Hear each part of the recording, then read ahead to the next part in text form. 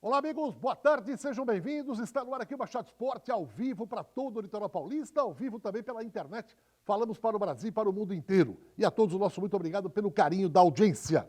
O Campeonato Brasileiro já tem data para voltar. Dia 8, Série B, dia 9, Série A. Mas ontem o governador de São Paulo, João Dória, disse: os times paulistas só disputam o Brasileirão, antes tem que terminar o Campeonato Paulista. Vamos lá.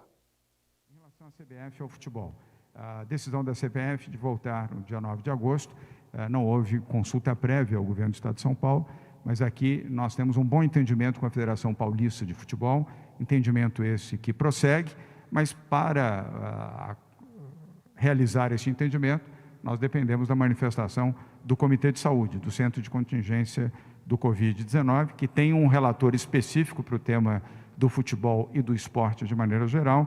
Até o final da semana que vem, no mais tardar, teremos uma posição relativamente à conclusão do Campeonato Paulista de Futebol. Nós temos, se eu não me engano, são 3 rodadas, nós não temos ninguém do esporte hoje aqui, mas se eu não estou enganado, faltam 3 rodadas para concluir o Campeonato Paulista de Futebol.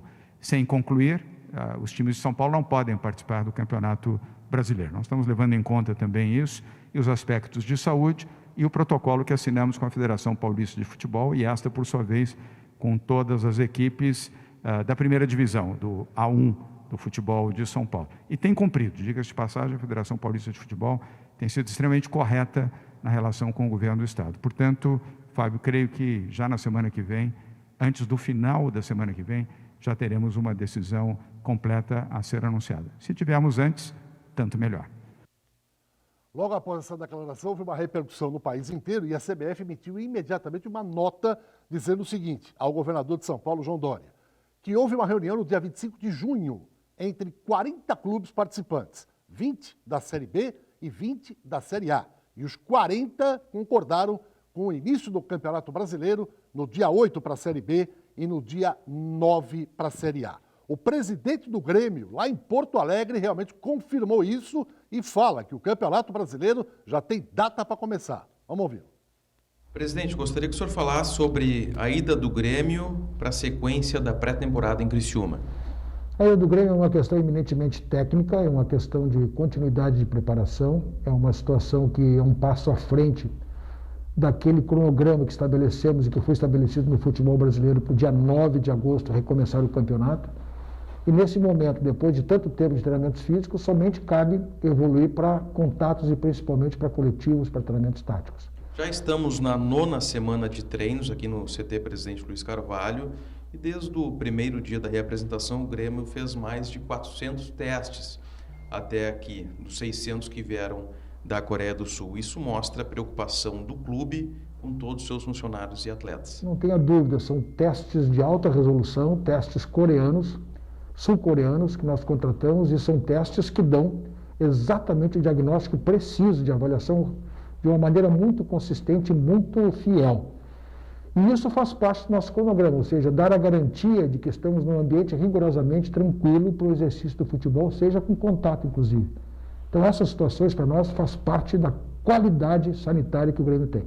Torcedor do Grêmio pode ter esperança que o Gauchão volte ainda esse ano, presidente? Olha, nós torcemos que sim, estamos muito confiantes que isso possa acontecer, mas já temos que as datas possam conflitar com o início do Campeonato Brasileiro. Como temos 7 datas ainda para cumprir, a coincidência de datas nessas 2 situações poderá ser um fator complicador. Se por acaso não tivermos condições sanitárias no Rio Grande do Sul de avançarmos, no sentido dos treinos e também no sentido dos próprios jogos, creio que talvez seja melhor nós declararmos o Caxias campeão. Logística, data de ida para Criciúma e a presença do Renato desde o primeiro dia em Santa Catarina. A presença do Renato é garantida desde o primeiro dia por conta exatamente desse momento que o campo vai mandar, vai ser o principal, vai ser a principal atividade, a maior consequência desta preparação. Em relação à ida para Criciúma, qualquer momento pode ser o momento, quer dizer, nós estamos agora trabalhando os protocolos, trabalhando tudo isso e no raciocínio que o Grêmio faz, quanto mais próximo das datas do dia 9, melhor será. Nós estamos trabalhando fortemente exatamente na preparação para chegarmos lá no mesmo sentimento, no mesmo sentido de controle sanitário e lá fazermos as nossas questões muito fortes. Quando nós formos, ficaremos num prazo suficiente para a preparação total de todo o grupo. Então nós não temos data definida, mas temos um raciocínio de que quanto mais próxima a decisão do retorno do Campeonato Nacional, melhor será. Campeonato Brasileiro e também a Libertadores. O Brasileiro está marcado, a Copa do Brasil está marcada para retomar no dia 9. Nós estamos acreditando piamente que essa data seja para valer, que essa data seja efetivamente um marco do começo, do recomeço do futebol brasileiro, dentro das condições que ele pode ser jogada, principalmente sem público, mas com todos os controles sanitários. Comebol, Libertadores, nós não temos a mínima situação porque tem que equalizar de uma maneira muito mais ampla todos os países participantes. Eu acho que essa missão é uma missão bem mais complicada. No Rio de Janeiro e também em outros estados já estão começando os campeonatos e hoje também em São Paulo começaram os treinamentos de contato.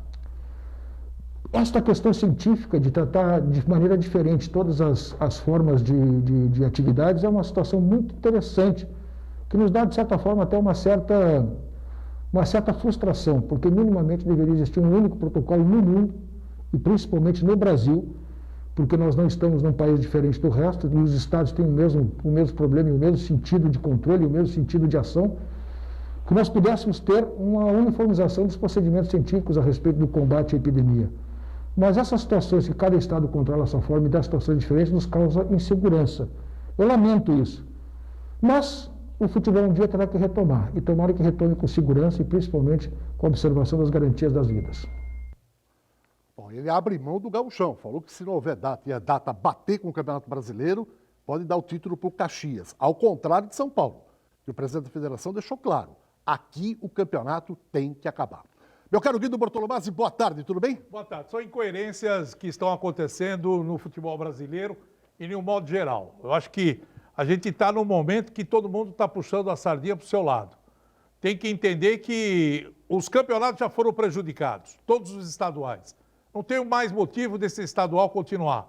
Estão batendo o pé do Paulista, porque o Paulista é o Paulista, porque tem que ter grana, e o Campeonato Brasileiro é o mais importante e tem que dar prioridade ao Campeonato Brasileiro. A gente entende, o governador do estado está puxando a sardinha para o estado. Está falando, não podemos jogar. Só que a CBF falou o seguinte, não, a gente dá as datas, dá campo para jogar em qualquer lugar. Se não pode jogar em São Paulo, joga em outro lugar. Só que o maior prejudicado é os clubes de São Paulo. Porque no Rio já começou o campeonato, em Minas não começou, mas o pessoal já está treinando, e aqui está tudo atrasado. Então o mais certo era a Federação Paulista de Futebol hoje falar o seguinte, infelizmente o Paulista foi comprometido. Nós vamos abrir mão do Paulista, vamos arrumar uma maneira do ano que vem resolver esse problema. Só que tem que parar, tem que dar prioridade. A Copa Libertadores, Campeonato Brasileiro, a prioridade é essa daí, parceiro. Bom, está conosco também o convidado especial desta terça-feira, craque do peixe, ídolo da galera, centroavante Paulinho McLaren. Paulinho, boa tarde, muito obrigado pela sua presença aqui. Tudo bem? Seja bem-vindo. Boa tarde, Calegari. Um abraço a você, um abraço ao meu amigo Guido Bortolomazzi. Eu estou aqui atento ao que vocês estão falando, cara, e vou dizer uma coisa para você. É muita incompetência junto, né? E acho que o Guido colocou de uma maneira bastante sábia.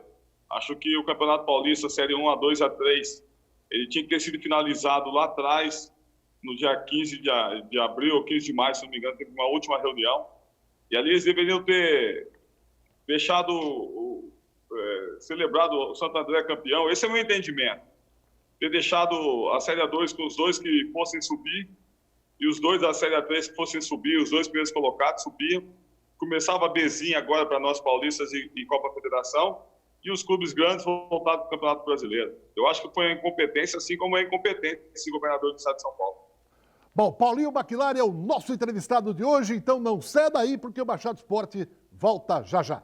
De volta ao Baixado Esporte, hoje recebendo Paulinho McLaren, o nosso entrevistado, grande artilheiro do peixe. O Paulinho não treinou no CT Rei Pelé, mas ele está acompanhando as imagens. E quem sabe, né? Mais um menino pode surgir que o técnico Gesualdo está puxando. E quem sabe pode sair futuramente um grande ídolo da torcida. Ivonei. Vamos conhecer esse menino aí. Vamos lá.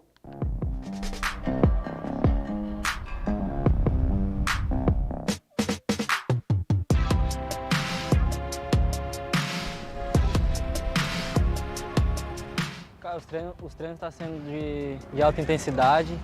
Estou me saindo bem, o time voltou muito bem. E eu estou feliz de fazer parte do time. A gente está ansioso, esperando que os jogos voltem, para a gente fazer um bom campeonato, o resto do campeonato.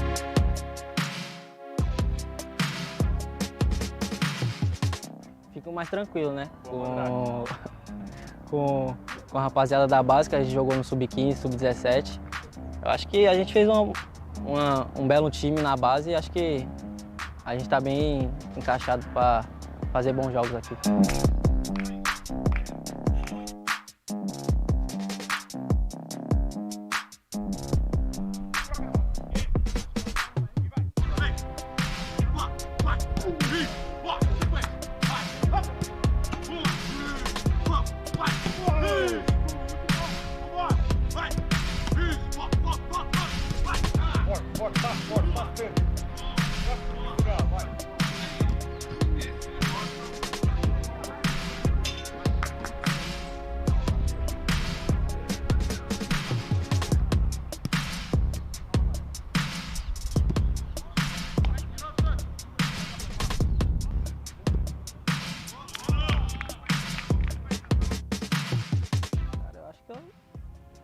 Se precisar de mim, eu tô pronto. Mas claro que preciso de mais experiências com jogos, com essas coisas, mas acho que eu tô pronto.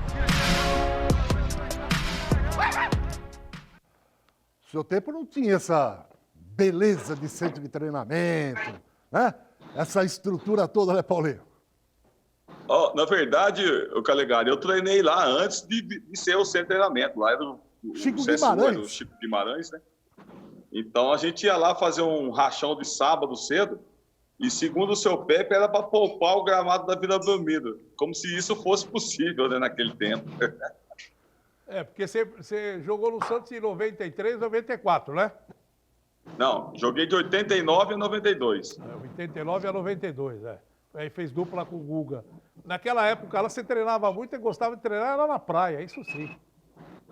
Não, a gente treinava lá no batalhão de caçadores, lá, Guido. Aí, de vez em quando, tomava uma geral dos caras quando a gente chegava lá para fazer o treino, né?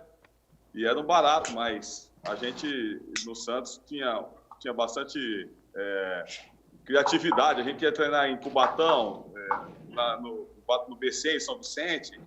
E a gente saía, assim, do Canal 4 até o Ilha Porchá, fazer aquela caminhada com pitanga, quase matava todo mundo, né? E hoje em dia já não tem mais isso, né? Você tem um centro de treinamento com alimentação, com um hotel praticamente, né? Você pode fazer tudo ali dentro, então facilita o trabalho. Mas eu me lembro bem que a gente ia lá no Chico Guimarães e a molecadinha tinha uma bola toda lenhada, então a gente pegava a bola e dava sempre a bola para eles terminar logo o treininho deles para a gente poder fazer um rachão e voltar para a vila para fazer a bola parada, né? Mas é legal, o Santos precisava disso, eu acho que o Santos, com a história que tem, e mais uma pérola surgindo aí, né? A gente fica bastante contente com o trabalho da base, que sempre foi o forte do nosso Santos. O Gesualdo tá puxando a molecadinha aí. E o outro que vai subir junto com o Ivanei é o Anderson Ceará. É volante, o Ivanei é meia, né? Vai ficar no lugar do Jean Mota, que deve ser emprestado para o Fortaleza. Não vai mais. O Evandro já foi liberado. E aí fica a expectativa dele poder atuar nesse meio aí, né? Dois garotos de 17. Boa tarde, Alessandro. 2 garotos de 17 anos.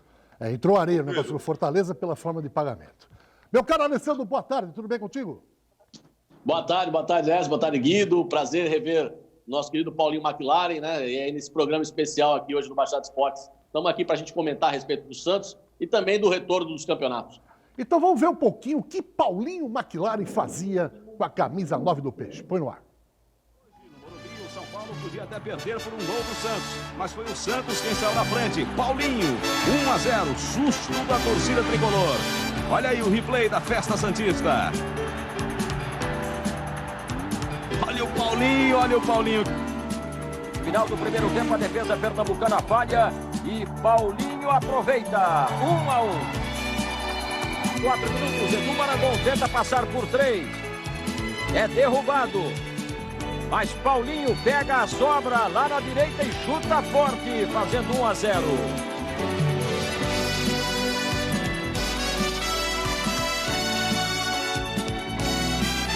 O segundo do Peixe, Almir cruza na medida para a cabeçada de Paulinho de novo. 2-0 Santos, estava fácil. Já nos descontos, ataque fulminante do Santos. Zé Renato toca para Paulinho. Ele se livra da primeira falta, mas Gilson Jader insiste e faz pênalti. Cobrança de Paulinho, 8º gol no campeonato. 3-0 Santos. Ô Paulinho, esses fundo musical aí que representava Ayrton Senna, né? Por que McLaren no apelido Paulinho? Ô, Calegari, esse apelido surgiu num gol que eu fiz, um jogo Santos e Vitória da Bahia, no sábado à tarde, né? O Senna tinha feito a pole position para o GP do Brasil. Ele nunca tinha vencido no Brasil e aquele ano, em 91 e 92 também, o Campeonato Brasileiro foi no primeiro semestre, né?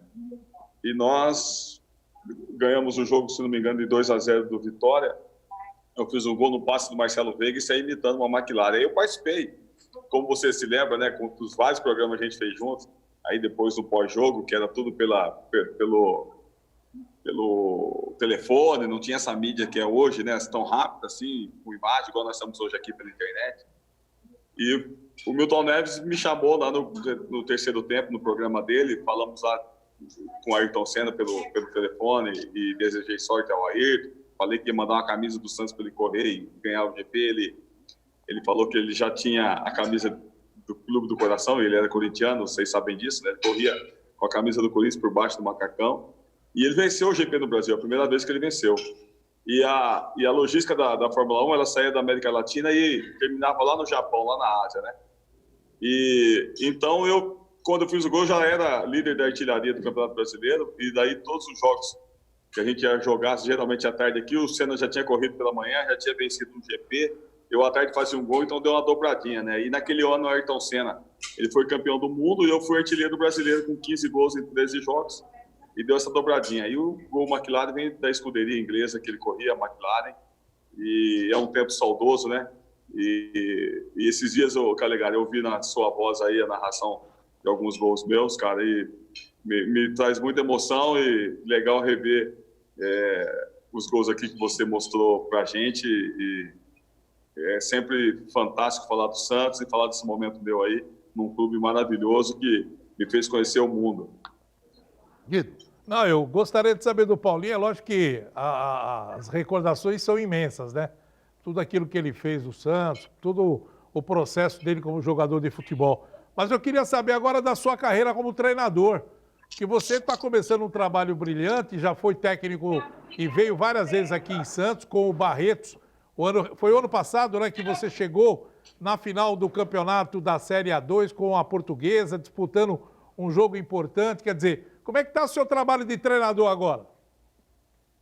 Guido, na verdade, nós somos em 2018, na semifinal da 3, né, que já dava o acesso. Empatamos os 2 jogos lá em Barretos, foi 2-2, aí em Santos foi 1-1, né? Um jogo bastante polêmico, até uma arbitragem bem ruim. Não é uma reclamação, mas pela altura, pela qualidade do campeonato que foi, né? E ano passado também, nós ficamos na semifinal, o Barretos. Cara, eu tenho trabalhado muito a minha carreira, fui me formar, terminar minha formação acadêmica, tenho uma licença internacional, né? Já tenho acesso com 3 equipes diferentes. Já tive uma experiência no exterior, né, com Altai lá na Arábia Saudita. Eu estive 2 vezes no CT com o Rio Claro aí em 2009. Eu joguei contra o Santos 4 vezes, ganhei 3 jogos do Santos, né? O Santos de Narciso tinha aquela base fantástica de Alan Patrick, Neymar, aquele time deles, Nicão. Era muita gente boa que estava naquele time. Nós fomos 2 vezes aí no CT, ganhamos 2 vezes de 1-0. Ganhei um jogo de 3-1 em Rio Claro e outro foi 0-0, já numa segunda fase de classificação. Guido, eu tenho me preparado, cara, minha carreira, eu dei uma preferência em começar a dirigir equipes de básico. Eu tive no Rio Claro 4 anos e meio praticamente. Peguei sub-15, sub-17, sub-20, subimos o time lá em 2009, no centenário do clube, né? Saímos da Série A2 para a Série A1. Fiz o Campeonato Paulista 10 jogos aí na Série A1. É uma experiência bastante grande. Eu acho que a mão de obra do treinador ela tem que ser um pouco mais especializada. Lógico que as experiências acumuladas elas vão te tornando cada vez mais forte, né? E eu acho que quando você chega num time grande, você tem toda uma estrutura, é muito melhor e muito mais... É menos complicado, não é mais fácil. É menos complicado você fazer o futebol, até porque o nível de jogadores é outro e eles já passaram por todo o processo que aqui a gente encontra, né? Jogadores de base. Eu que estou lá na Francana agora no Sub-23, né? Um time que em 2018 também no segundo semestre eu quase subi da Série B para a Série A3. Então, assim, bastante experiência, Guido. Acho que eu estou pronto para talvez uma camisa melhor, né? Maior e bastante seguro daquilo que eu tenho construído e daquilo que eu pretendo ainda construir. E como eu já fiz uma live com você, eu falei e falo para todo mundo, eu estou me preparando para dirigir a seleção brasileira. Se for por falta de preparo, não vai ser. Talvez eu não tenha a oportunidade, mas eu me preparo assim e não vai ter nenhuma frustração se não acontecer, mas eu tenho que me preparar para isso e passar por equipes grandes e quem sabe um dia aí dirigir equipe para o Santos, assim como todos os outros grandes clubes que eu joguei aqui no Brasil e no exterior. Antes de eu passar para o Alessandro, quantos anos você tem, Paulinho, hoje? Eu tenho 56 anos, Calegari. Muito bem. Alessandro. Eu queria falar para o Paulinho a respeito daquela geração dele, né, aqui no Santos Futebol Clube, porque eu conheço várias pessoas de idade assim de 35 até 40 anos que vinham num período onde o Santos tinha uma reformulação, vamos colocar assim, e não tinha grandes equipes. E, de repente, surgiu o Paulinho, o Guga, aquele time com o Almir, né, que fez com que esses torcedores tivessem uma satisfação em torcer pelo Santos Futebol Clube. E tem muita gente que adora essa geração do Paulinho e do Guga. Como é que você encara isso, Paulinho, ter feito parte de uma geração que começou a mostrar mais uma vez o Santos para o Brasil? Olha, Alessandro, um grande abraço a você. Adorei a pergunta, é bem pertinente, né, cara? Porque eu cheguei no Santos num momento muito difícil, uma saída uma mudança de direção. Eu cheguei em 89, eu fui para uma excursão para a Áustria como jogador do Atlético Paranaense, porque eu vim emprestado pelo Atlético, e voltei jogador do Santos, que o Santos já tinha feito a compra, né? Então eu peguei aquela transição toda e nós, com muita dificuldade do Santos, no início dos anos 90, e nós fomos ainda muito fortes como equipe, porque eu peguei jogadores do nível de quando eu cheguei no Santos, Vladimir, Ditinho Bodão, o Sérgio Guedes, né, o César Sampaio, Heriberto, Tuíco, Carlinhos Sabiá. Então eu comecei a entrada no Santos foi por aí, né?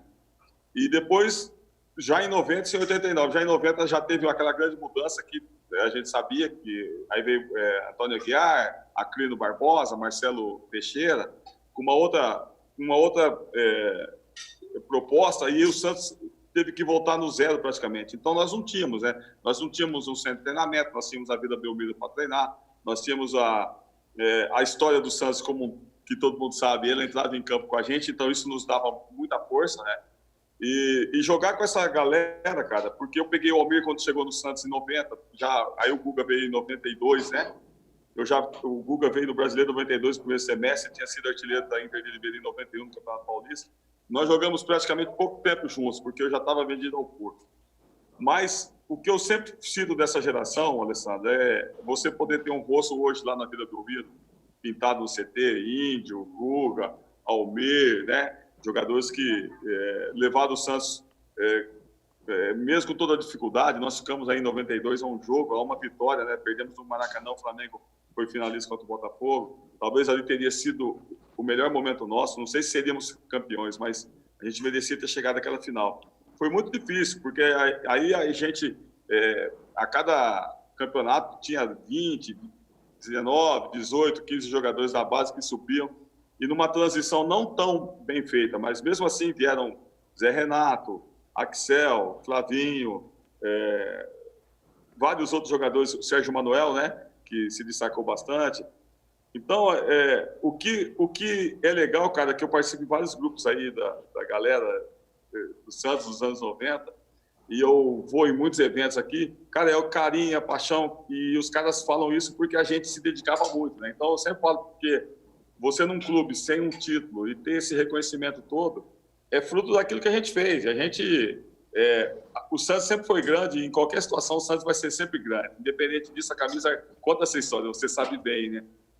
Então, nós tínhamos uma vontade grande de passar por cima de todas as dificuldades. A gente tinha dificuldade de ter investimento no elenco, a gente perdia para a Portuguesa, Guarani, Ponte Preta, que contratava mais que o Santos. Mas a gente tinha do nosso lado o Sérgio Chulapa, eu peguei o Chulapa em 89, 90, joguei com o Cazu, um ataque do Campeonato Paulista em 90, né? Eu, o Chulapa e o Cazu. Cara, tem muita história, Alessandro. A gente puxar para a memória aqui, vamos lembrar de muitos grandes jogadores, que uma base, aquela molecada que ganhou uma Taça São Paulo, Pedro Paulo. Seu boneco tá onde? O seu boneco tá onde? O seu boneco tá lá em Presidente Prudente, né? Luiz Carlos, meu compadre. Então, é um cara que no grupo é muito engraçado. Aí depois tem aí, ó, a gente ter um monte de cascudo de Marcelo Fernandes, campeão com o Santos, Campeonato Paulista, Maurício Copertino, um grande treinador e hoje auxiliar de Luxemburgo. Cara, Edinho, que chegou lá em 90, depois já veio uma outra galera aí, o próprio Galo, que chegou em 92 do Santos. Então, aquele pessoal já pegou alguma coisa diferente, porque a gente teve que, fora de campo não, mas a gente dentro de campo teve que se reinventar, reconstruir, né? E não deixar a imagem do Santos ser manchada. E graças a Deus a história nossa mostrou isso e repercute até hoje, que é muito bom. E vocês pegaram uma fase dura, né? Porque o Santos tinha sido campeão em 84, só em 84. Quer dizer, a torcida queria títulos e não conseguia, o time não deslanchava, tentava bater na trave, mas não batia. Mas nesses momentos todos aí, em que o Santos tentou um título brasileiro, um Campeonato Paulista, qual foi a partida que está na sua memória hoje? Aquele jogo que você falou, pô, esse aqui foi o jogo do Paulinho McLaren. Ah, Guido, não tem como não falar de Santos e Vasco lá no Maracanã, né, cara? O Vasco e Santos, um 3-3, gol do Bebeto, fez 3 gols, eu fiz 3 gols, né? É um jogo surreal, um jogo da história. E nós empatamos o jogo aí, até falei com o Calegari, escutei o gol narrado aí. Fizemos um gol aos 38, 39 do segundo tempo, empatamos. No momento que o Maracanã, já aquele time do Vasco, né, que era um timão, que aliás, todo mundo imaginava que fosse ser o campeão brasileiro, Bebeto, Giovani, Edmundo, Bismarck, cara, um timão. E a gente foi lá e empatou o jogo num 3-3 e com chance de ganhar o jogo, que foi mais legal, né? Então, esse jogo foi marcante, Guido, porque a gente... eu, em todo lugar que eu vou, todo mundo fala desses gols, né? E hoje, como todo mundo tem um celular na mão, um smartphone, os caras mostram o gol, falam, eu tava lá, eu escutei na rádio e tal. Cara, foi marcante esse jogo. Mas eu tenho um carinho especial, Guido, pelo jogo do Santos e Bahia na Vila Belmiro em 89. 3-1, meus 2 primeiros gols pelo Santos. Eu tenho um xodó por esses gols, que foi o início de um momento especial e importante da minha carreira. Paulinho, eu tenho 2 perguntas numa só. Quem é que te trouxe para o Santos Futebol Clube? É a primeira pergunta. E a segunda, você hoje é treinador. Por que é tão difícil ver centroavante hoje, como vocês, na sua época, né? Antigamente tinha muitos jogadores, você era um desses jogadores que faziam gols, era um cara de área, atormentava os zagueiros. Hoje a gente olha e fala, puxa vida, não tem mais centroavante. O que está acontecendo? Bom, Calegari, quem me levou para o Santos, respondendo você, foi o Nicanor de Carvalho, né? Eu já o conhecia. O Nicanor, eu conheci o Nica em 87, ele dirigia o São José, na intermediária, eu jogava pelo Comercial de Ribeirão Preto. E nós nos encontramos na semifinal do campeonato e nos 2 jogos eu fiz gols, né, contra o São José. E apesar de São José aquele ano ter subido, voltado para a primeira divisão. E depois o tempo passou, eu joguei mais algumas equipes ainda antes de ir para o Atlético Paranaense. Fiquei pouco tempo, fui emprestado ao Figueirense e lá eu fiz o Campeonato Catarinense do 2º para o 3º turno completo, né? E numa final de 3º turno o Santos estava excursionando lá no oeste do estado, Xanxerê, Chapecó, lá naquela ponta lá onde praticamente já é o Rio Grande do Sul. E o Nicanor foi assistir um jogo. Eu entrei no segundo tempo contra o Criciúma, estava 1-1, Criciúma de Jairo Lenz, né? Aquele time de Felipão que foi campeão brasileiro, campeão da Copa do Brasil, e já na altura agora já era o Leverkusen, o treinador. E o Nicanor assistiu o jogo, eu entrei, empatei o jogo, mesmo assim a gente acabou perdendo o 3º turno, eles tinham vantagem de 2 resultados iguais, um time que tinha Roberto Cavalo, que jogava demais, batia bem na bola, hoje é um treinador também. E aí conversamos, na verdade, eu tinha acabado de renovar meu contrato com o Figueirense, porque o Figueirense ia jogar a Série B do Campeonato Brasileiro, e foram inúmeras ofertas, né, para tentar me tirar de lá. E o Atlético queria que eu voltasse para jogar a Copa União, se não me engano. Então foi um burburinho muito grande e eu estava construindo uma história dentro do Figueirense, e eu tenho uma gratidão grande, e daí eu vim para o Santos, e eu fiz 14 jogos, 9 gols, né, e como eu falei anteriormente, viajei jogador do Atlético e voltei jogador do Santos na minha primeira excursão. E, Calegades, em relação ao que o futebol hoje nos apresenta, é muito difícil, né, e tá cada vez mais raro ter grandes centroavantes, porque a escola do futebol, de uma forma geral, mudou, né, o futebol está aculturado, o futebol perdeu a sua essência. Se você... gosto de assistir todas as grandes ligas, né? E se você pega uma Torre de Babel, igual é a Premier League, você vê jogadores do mundo todo, pega uma Bundesliga também, que é muito forte, e você vê a mudança do campeonato alemão, você vê a mudança do campeonato inglês, você vê a mudança do campeonato espanhol, do campeonato italiano, né? E nós mudamos bastante. Então, a nossa escola do futebol brasileiro, ela teve essa aculturação, ela trouxe muita coisa de fora, não que seja ruim, mas a gente deixou de olhar para dentro um pouco, né? Então, como treinador, eu tento construir a minha história sempre olhando para aquilo que nós temos de melhor. Nós temos 5 Copas do Mundo, nós somos pentacampeão mundial, e nós temos que olhar um pouco para a nossa história e reconstruir. Agora, a visão é outra, você tem uma abordagem acadêmica maior, se você tem um conhecimento científico um pouco mais próximo, mais rápido na sua mão, né? Porque hoje tudo é estatística, hoje tudo é número, não tem como você fugir disso. Você constrói a ideia de um jogo através da construção dos treinamentos, então você tem muitos números para você analisar, e isso trouxe essa mudança grande. Eu acho que nós perdemos há algum tempo já, as últimas 2 gerações já não teve, vai ser difícil ter um centroavante, um homem de área, né, com esse perfil, porque não se constrói mais jogador que joga de costa, são poucos os que tem. Eu como treinador, eu procuro bastante uma referência assim, porque os meias, os homens que vêm de trás, os brasileiros, jogadores de meio campo, eles precisam muito dessa referência para a construção de muita ideia de jogo, mas é uma pena. Eu falo para você, nós vemos aí um Lewandowski, talvez o cara mais completo, né? Mas mesmo assim, jogando no Bayern Munique, ele é muito vertical. Então, nós não temos aquele jogador mais de área, e o futebol ficou muito vertical. Então, as nossas gerações, elas que estão aí, que estão jogando, as que estão sendo construídas, igual o Ivonei, com certeza eles veem os jogadores, os extremos pelo lado, o homem de referência que já não é tão referência, você vê sempre muito vertical. O Sampaoli fez muito isso aí, né, no Santos. Ele fazia a última linha dele lá dentro quando estava no momento ofensivo. Várias vezes os volantes entravam como 9 porque ele tinha uma linha quase alemã, né? Porque o futebol alemão é construído quando você está no momento ofensivo dentro do campo adversário, num 2-3-5, você dá amplitude na defesa, na última linha lá do seu marcador, e entra um homem de trás. Então, o Santos mostrou muito isso. Acho que o Pato fez muito gol assim.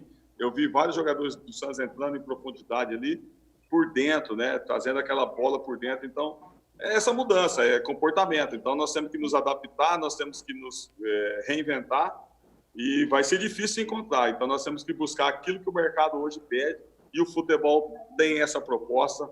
E eu vou dizer uma coisa para você. Nós que vimos, eu que assisti Seleção Brasileira, aquelas que nos iludiram bastante, que nos fez sonhar, vai ser difícil a gente ver equipes assim, e hoje você constrói o seu jogo em 35, 40 metros, então é muito mais difícil ainda você ter um jogador de referência com pouca mobilidade. Estamos conversando com Paulinho McLaren, grande ídolo da torcida alvinegra, um dos grandes artilheiros da história do Peixe. Eu tenho 2 recados importantes. Primeiro, da Top Center. Deu pane no celular, não precisa nem sair de casa. E também não se preocupa não, porque a Top Center faz atendimento em domicílio também. É só você dar uma ligada no celular, que eu vou colocar na tela, você liga, eles mandam um técnico, faz aí uma avaliação, faz o orçamento, você aprovando, arruma, você paga em 12 vezes no cartão. E não é só arrumar o celular, também tem acessórios. Pode ser uma capa, película, carregador, bateria, o que você precisar. É só ligar 988-01-5626. A Top Center está há 10 anos no mercado, bem em frente aqui à Unisanta, são profissionais de altíssima qualidade e credibilidade no mercado. E para quem quer comprar produtos para festa, não esqueça, a maior loja em toda a Baixada é a Cacau Center. São mais de 40 mil itens. Eu repito, mais de 40 mil itens. E esses preços que você está vendo na tela são imbatíveis. E não são apenas esses, não. Eu repito que lá tem 40 mil itens e é o melhor preço de todo o nosso litoral. Você compra tudo num único local e paga mais barato. Cacau Center fica ali em São Vicente, na Prefeito José Monteiro, 744, bem pertinho do Carrefour. Uma pausa, a gente volta já já e o Paulinho vai fazer um apanhado também do momento atual do futebol brasileiro. Segura aí. Bom, de volta para mais um bloco do Baixado Esporte, hoje entrevistando Paulinho McLaren, grande artilheiro, grande ídolo da torcida alvinegra. Vou fazer um apanhado de como está o futebol brasileiro, já que dia 9 a bola volta a rolar na Série A1 e volta no dia 8, no sábado, na Série B. O Atlético Mineiro está com firme propósito de encarar o Flamengo de igual para igual. Chegaram 7 reforços e pode chegar mais um. Esse goleiro aí, amigo, esteve no ano passado na mira do Sampaoli aqui no Santos. Campana, goleiro do Independiente da Argentina. Tem algumas imagens aí para a gente mostrar. Ô Paulinho Macchilári, você acha que o Atlético Mineiro, com todo esse investimento, vai ser páreo, vai ser uma parada dura para o Mengão? Olha, a gente espera que em campo aconteça não só o Atlético, né, Guido? Eu acho que várias equipes podem fazer frente ao Flamengo, Palmeiras, né? Mas a ideia do Atlético e qualquer um outro clube, eu acho que foi aquele momento que o Flamengo decidiu dar um tempo naquilo que a torcida quer, que é título, tudo, grandes times, e reconstruir a história do clube, né? A gestão do Flamengo mudou. Eu acho que o Flamengo, em algum momento, e eu acho que o momento é esse, quer dizer, melhor dizendo, o Flamengo construiu esse momento e vai ficar muito tempo ganhando muita coisa. O Campana é um grande goleiro, eu já vi vários jogos dele, do Independente de Avejaneira. Cara, tomara que a gente tenha aí grandes equipes, né, nessa volta, e o Flamengo, a gente sabe que se conseguir manter o nível de jogadores e o nível de contratação, né, Calegares, porque o Flamengo, os reforços do Flamengo estão tudo dentro do time deles, não tem ninguém fora, então isso é muito importante, construir um grupo bastante eclético, assim, não tão homogêneo, assim, que não é possível no futebol, né, mais heterogêneo, quer dizer, cara, e a ideia de jogo é todo dia construída, então esses detalhes são importantíssimos. Talvez o São Paulo, eu gosto muito da maneira como o São Paulo joga, bastante vertical, diferente aí do que nós estamos vendo de Gesualdo, né? A intensidade na retomada da bola, ele busca a bola muito rápido, ele quer a bola mais tempo com o time dele, então assim, a estrutura tática dele, a estrutura de jogo dele pode ser em campo que consiga bater de igual para igual com o Flamengo, mas tomara que eles permaneçam com isso fora, que é o diferencial. A permanência de um time depende muito da sua administração. Agora, o Campana só vem porque lá está sem receber. Mas o Atlético Mineiro, ele encontrou um homem de dinheiro. Porque o Atlético até agora já gastou 126 milhões em contratações. Quer dizer, arrumou um empresário, o empresário não quer cobrar juros. O que ele quer é ajudar o Atlético, contratou jogadores, trouxe jogadores que era dele, acabou colocando no Atlético. Quer dizer, arrumou a mina de ouro. E agora o São Paulo está tirando proveito. Mas quanto que ele está ganhando na construção da arena do Atlético agora? Não, vai tudo ser construída bem, a arena, tudo bem. A arena MRV vai ser ele que vai construir. Então ele está investindo numa coisa que vai dar retorno para ele. Ele colocou dinheiro para poder ter essa vantagem. E é bom lembrar que o Mene é conselheiro do Atlético Mineiro, acima de tudo, um grande atleticano. Se o Atlético Mineiro está investindo, outro também que não quer fazer feio, não, muito pelo contrário, está vislumbrando coisa maior, é o Atlético do Paraná. Geovânio, ex-Santos, se apresentou lá. Vamos ver.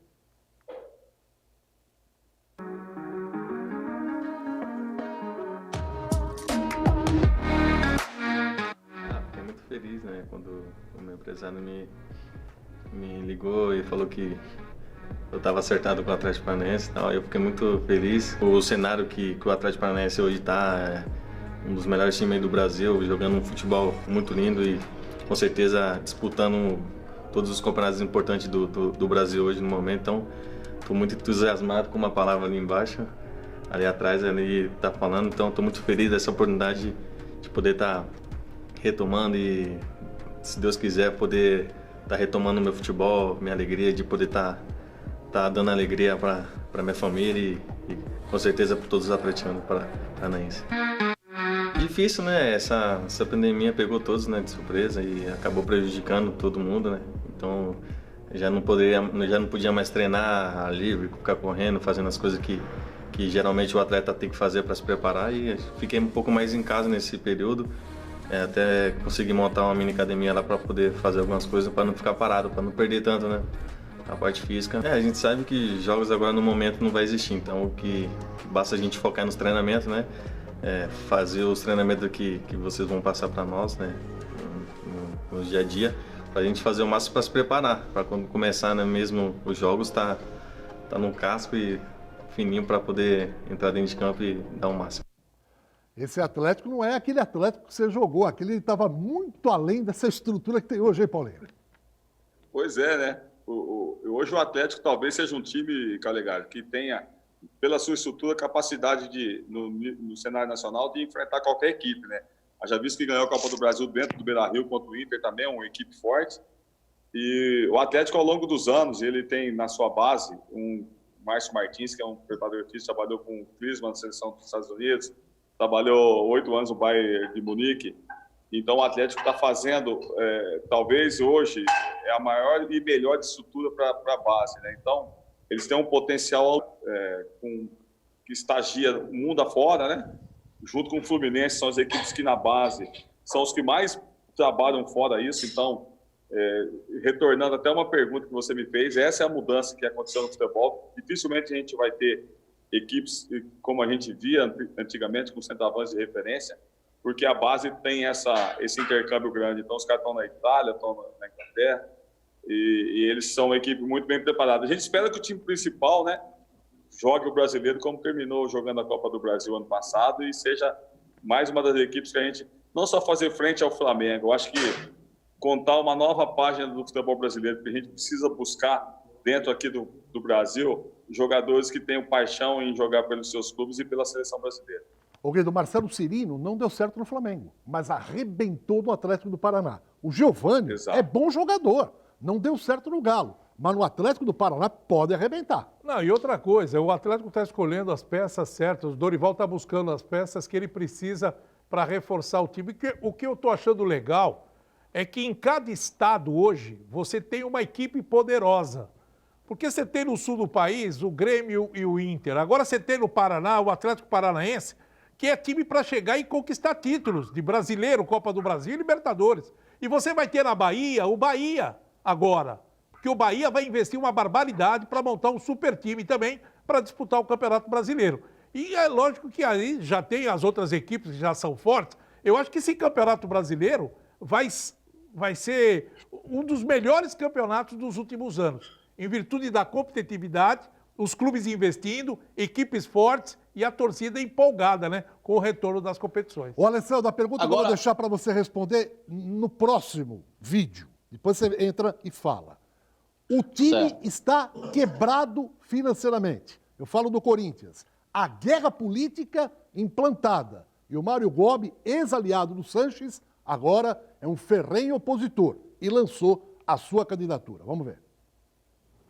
Iremos devolver o Corinthians aos corintianos.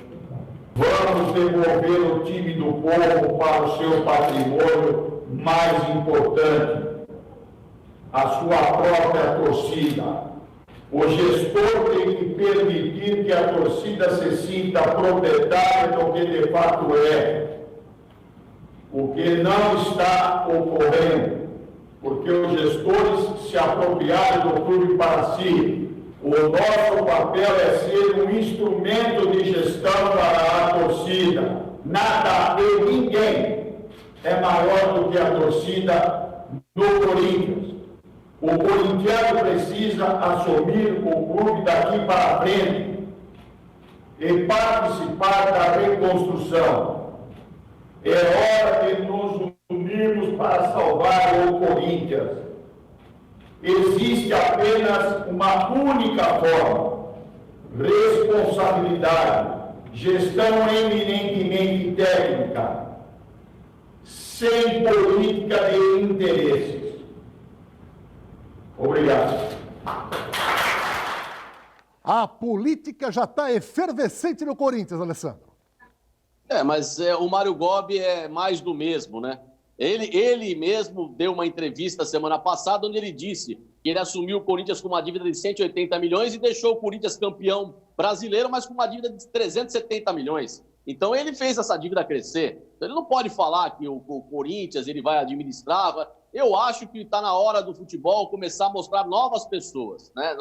Novos dirigentes, novos treinadores, novos preparadores. A gente vê um Paulinho McLaren, por exemplo, com um conhecimento brilhante. Eu estou escutando o Paulinho falar, o Paulinho ele tem conhecimento sobre todos os campeonatos, sobre todas as equipes, o que tem na base, o que não tem, onde está o treinador, que está focado em fazer com que a equipe seja espelhada no italiano, no espanhol, no inglês. Ou seja, é isso que nós precisamos. Nós precisamos de pessoas hoje especializadas em futebol, que vivam o futebol, que não se prevaleçam do futebol, mas que vivam o futebol. Eu acho que é isso. E o Corinthians está ficando mais do mesmo.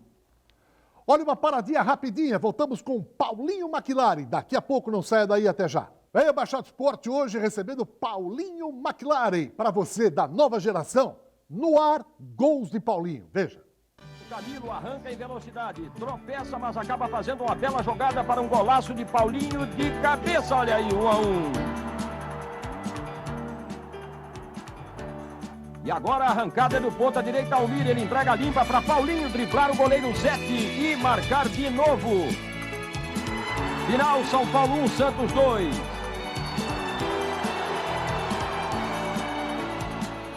Aos 4 do segundo tempo, Almir faz jogada pela direita e Paulinho marca. Aí está o gol de Paulinho. Final, Santos, 10º colocado, 2, Vitória, 16º, 0. Paulinho não desperdiçou a chance, chutou firme e colocado. Santos 1-0. Paulinho fez seu 9º gol e assumiu a liderança dos artilheiros. Na Vila Belmiro, o Santos atropelou o Cruzeiro. Edu Marangon solta a bomba lá de longe. O goleiro aceita. Paulinho comemora, mas o gol é de Edu. Santos 1-0. Almir recebe na direita, dribla o zagueiro e manda de canhota. Santos 2-0. E estava fácil. Sérgio Manuel tabela com Paulinho e chuta cruzado. Peixe 3-0 no primeiro tempo, hein? Mas faltava o de Paulinho. Almir cruza e ele marca o 10º gol dele no campeonato. Agora é o líder isolado dos artilheiros. Final, Santos irresistível 4. Cruzeiro desvalorizado 0. Sabe o que me vem na cabeça, Paulinho? Eu vejo hoje tantos jogadores medianos ganhando rios de dinheiro. Se você tivesse jogando nos dias de hoje, primeiro que você já não estava no Brasil. Ponto final. Já estava na Europa há muito tempo. Mas é um disparate. E outra coisa, vendo o gramado da Vila, hoje é um tapete aquilo ali, ó, uma mesa de bilhar. Né? Naquela época, com todo o respeito, era um charco. O Santos jogava areia para tapar, e quando chovia, então, Deus me livre. E um abraço para o Carlito Macedo, que está falando aqui, Guido, o Paulinho McLaren fez a pré-temporada de 91 na Chácara Nicolau Mourão. Era um frio lascado lá, né, Paulinho? Ele sabe bem, né? Rapaz, o que nós treinamos, hein? Um grande abraço ao Carlito, cara. Eu sou fã, sou apaixonado aí pelo nosso professor. O cara tem uma história incrível de futebol. E, Calegari, eu vou dizer uma coisa pra você. Quando os caras iam lá falar que ia arrumar o gramado da Vila Belmiro, eu falava, pelo amor de Deus, não, deixa os buracos tudo aí. Que é o já conhecia nosso 12º jogador. Se tirar o buraco, me complica. Agora eu vou falar uma coisa. O Almir em cima da hora, Alessandro. Para você fazer, tá, rapidinho. Mas tinha algumas coisas que o Índio cruzava também e saía na conta do Almir, né? Exatamente. E esse passe do gol do Vitória foi o Marcelo Veiga. Porque o Índio não jogou esse jogo pelo terceiro, jogou o Flavinho na esquerda e o Marcelo Veiga na direita. Esse foi o gol do McLaren. Esse foi o gol de repente do Brasil. Agora, era um espetáculo, né? Ver Almir jogar, né? Ele driblava o cara em cima de um lenço, cara. Então, falar o quê de um craque? Por exemplo, você vê o Bruno Henrique hoje sendo super valorizado, que é um baita jogador. Mas o Almir, meu Deus do céu. Mas o Almir era valorizado na época. Ele veio valorizado, a peso de ouro do Grêmio. Se fosse hoje, Guido, era jogador para ganhar miseravelmente 700 pau por mês e já estava na Europa há muito tempo. Paulinho McLaren, foi um grande prazer tê-lo com a gente. Eu espero que você esteja na Baixada brevemente e poder estar aqui conosco ao vivo. De qualquer maneira, nosso muito obrigado e a torcida do Santos te adora, você sabe disso. Obrigado, Paulinho. Bom, Calegari, um beijão para você, pro Guido. Cara, sou fã de vocês, você sabe disso. Vocês cobriram o nosso dia a dia, então não tem como... Vocês sabem tanto quanto eu, até bem mais. Um abraço, Alessandro. Prazer em reencontrá-lo. Um abraço, torcida do Santos. Sou apaixonado no Santos, todo mundo sabe. Torço pelo Santos. E eu vou aí por conta do almoço que tem aí, que eu tô sabendo que depois do terceiro tempo com vocês é bom demais. Ó, beijo, coração, abração, obrigado. E Quero estar mais vezes com vocês, mesmo que virtualmente, porque falar do Santos é muito gostoso. Um grande abraço e obrigado pela oportunidade. Obrigado, Paulinho McLaren, que está lá em São João da Boa Vista. Meu caro Guido, destaque final. E ele tem 2 fazendas lá, mais ou menos umas 10 cabeças de gado. 10 mil, né, Paulinho? É isso aí. Um abraço, obrigado. Amanhã tem mais. E é lógico, a gente fica feliz de trazer esses craques que fizeram história no Santos para participar do nosso programa. E olha, hein, vai ter novidade daqui para frente com outros jogadores. Um abraço. Alessandro, um abraço para você. Um abraço, até amanhã. Tchau. Gente, muito obrigado a todos pelo carinho. Baixado Esporte volta amanhã ao meio-dia. Até lá. Tchau.